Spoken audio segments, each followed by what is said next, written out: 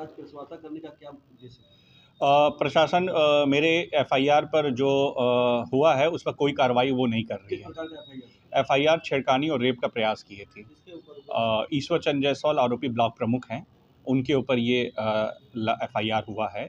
और प्रशासन इसमें कोई भी मेरी सहयोग नहीं कर रही है, क्योंकि प्रशासन के ऊपर हमें लगता है कि कोई ना कोई ऐसा पॉलिटिकली कोई ऐसा या मतलब दबाव है जो इसको मैनेज करने पर लगी हुई है। क्योंकि मुझे थाने पर ही पता चल गया था, क्योंकि मुझे पीड़िता और मुझे 7 दिन ऐसे ही बैठाया गया था और एफआईआर में भी कई बार मुझे वो दौड़ाए थे थानेदार वालों ने। जिसके ऊपर मतलब किसके साथ छेड़छाड़ हुआ है? मतलब धर्मपत्नी, मेरी धर्मपत्नी के साथ। कब की घटना है और फिर क्या कार्रवाई हुई? घटना 28 का है, 28 अक्टूबर 2025 का है, और मेरा एफआईआर होता है 4 नवंबर 2025 को। और उसके बाद आज 14 नवंबर को मेरा 161-64 का बयान होता है। उस बीच में अभी तक कोई भी आरोपी के ऊपर कार्रवाई नहीं होती है। आरोपी एकदम भयभीत होकर वो घूम रहा है और मैनेज करने पर लगा हुआ है। इसकी जानकारी आपको कब हुई थी? घटना की जानकारी भी है जब 28 को घटना हुआ है। 29 की परीक्षा ये लोग वापस बनारस आए हैं, तो 29 की रात को 8:30 बजे हुई है। मतलब वाइफ के साथ जो छेड़छाड़ का बता रहे हैं वो घटना कब की है? 28 अक्टूबर 2025 को जब घटना की पूरी जानकारी होती है, जब ये लोग 29 तारीख को बनारस आते हैं, तो इस घटना को पूरा वो व्याख्या में मेरे परिवार में बैठ के बताते हैं। फोनिक बातचीत नहीं है? फोनिक बातचीत नहीं थी, क्योंकि आरोपी लगातार उनको धमकी दे रहा था। 28 से 29 के बीच के जब ये घटना घटी है, मेरे वाइफ का लगातार फ़ोन बंद जा रहा था। जब ये लोग यहाँ पर आ गए हैं बनारस ज़िला में, तब ये चीज़ बताए हैं, तो मैं भी देख के दंग रह गया।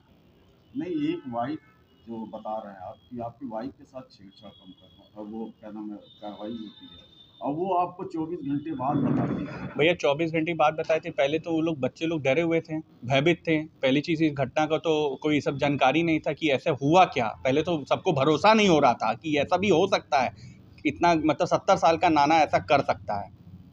तो जब ये चीज़ तो डरे हुए थे। जब भैया पिस्तल तो दिखाई गई थी मेरे तीनों बच्चों को। वो तो सही है, वो तो आप बता रहे हैं हाँ, पिस्टल दिखा के हाँ, ये हाँ, सारी हाँ, कार्रवाई हाँ, की गई। हाँ। जैसे जिनके ऊपर आप आरोप लगा रहे हैं उनके ऊपर प्रॉपर्टी का उनके भाई को लेकर भैया उनके पर ऐसे आप जो बता रहे हैं, मैं आप भाई का बता रहे हैं, मुझे उनके भाई, उनके परिवार, उनके कोई भी खानदान से मेरा लेना देना कोई नहीं है। 25 साल से हो गया है मेरा कोई गोरखपुर में आना जाना। आपके द्वारा प्रेस वार्ता हाँ, की गई थी, उनके भाई भी वहाँ मौजूद थे? मेरे नहीं, आपको हम ये बताना चाहते हैं, उनको किसी तरह से पता चला है कि गोरखपुर में मैं प्रेस कॉन्फ्रेंस कर रहा हूँ, वो लोग आए हैं, मगर उनका मेरा कोई उनसे सहयोग नहीं रहा है। ना ही मेरे को कोई उन्होंने सपोर्ट किया है, ना ही मेरे उनके कोई प्रॉपर्टी से लेना देना है, ना ही उनके प्रॉपर्टी ना मुझे कोई मिल जाएगा, ऐसा कुछ नहीं है। आपका परिवार पूरे 24 घंटे दबाव में था, उनके जो डराने धमकाने का हाँ, 24 घंटे था। हाँ, हाँ। है? तो जब तक वो आपके वहाँ पहुँचेंगे तब तक कोई आपसे तब तक वो लोग डेयरी समिति जब वहाँ पहुँची हैं, तब ये घटना को वो लोग बताएं, तब हम लोग सहमे कि ऐसा हुआ। डराया धमकाया किसको किया था? मेरी धर्मपत्नी।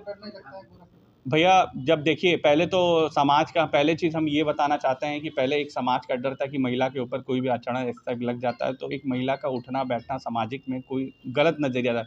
बट मैं जब टूट चुका था कि भैया नहीं, कि मेरे मतलब किसी महिला के साथ अगर ये चीज़ होगा उसको सपोर्ट करना है, क्योंकि मेरी धर्मपत्नी है कि रहना तो मुझे ज़िंदगी भर से, तो मैं सपोर्ट आज नहीं किया तो मेरे ऊपर भी कई दाग लगे। तो मैं सोचा कि ना कुछ भी हो जाए, ये घटना हुई है क्योंकि सारी चीज़ सबूत साथ साथ है, तो मैंने कहा ठीक है, मैं लाऊंगा। मैं गोरखपुर आया हूँ, मैंने कई उच्च अधिकारी को एप्लीकेशन देख के बताया हूँ कि इस पर कार्रवाई करिए, और कार्रवाई करने के बाद जब एफआईआर हुआ, एफआईआर के बाद भी उस पर कोई कार्रवाई नहीं हो रही है। अब आप क्या चाहते हैं? मुझे न्याय चाहिए। आपकी पत्नी से ईश्वर चंद से संपर्क कैसे? एक शादी समारोह में, अच्छा। शादी समारोह में वो आए थे, वहाँ से उनका मेरा परिचय हुआ।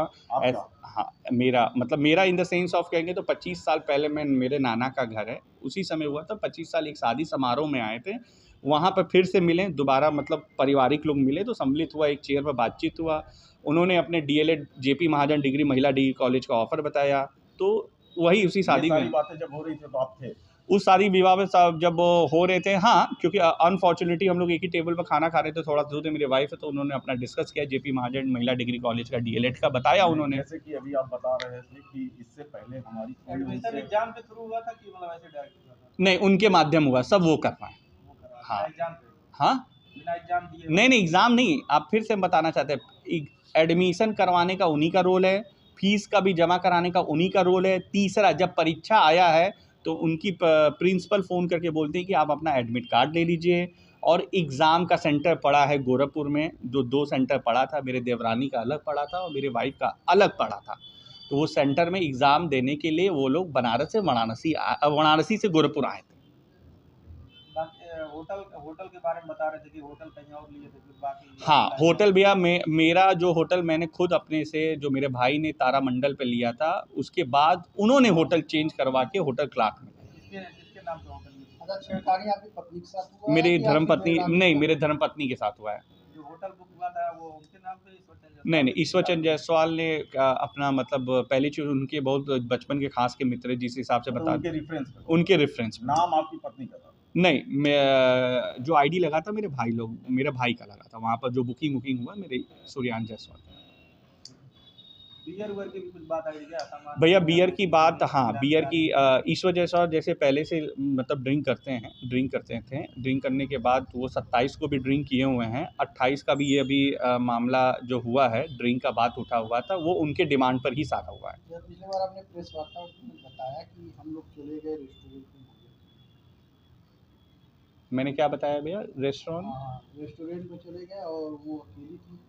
उनका कहना है कि वो बियर बार में गए थे। कौन भैया? उनके पे अभी एक आपके एक प्रेस माध्यम से कुछ और चीज़ पता चल रही है। आपके कहना है कि बियर बार है। भैया आपके फुटेज रिकॉर्ड है, बियर बार देख लीजिए, अगर है तो साक्षात लाइए। ऐसा कुछ नहीं है। बियर लाने के लिए उन्होंने डायरेक्शन दिया। भैया एक बात बताइए, मेरा भाई गोरखपुर से 25 साल से यहाँ आया नहीं है, मुझे डायरेक्शन कहाँ पता चलेगा कहाँ बियर मिलेगा? मुझे कोई इसकी जानकारी नहीं थी, ना ही मुझे कोई होटल क्लास से मेरा संबंध है। आज के ज़माने में होटल क्लास की कीमत का रूम है 5500 रुपया है, 2500 रुपये से मैनेज किया गया। अच्छा, आपके भाई ही बियर ले गए थे?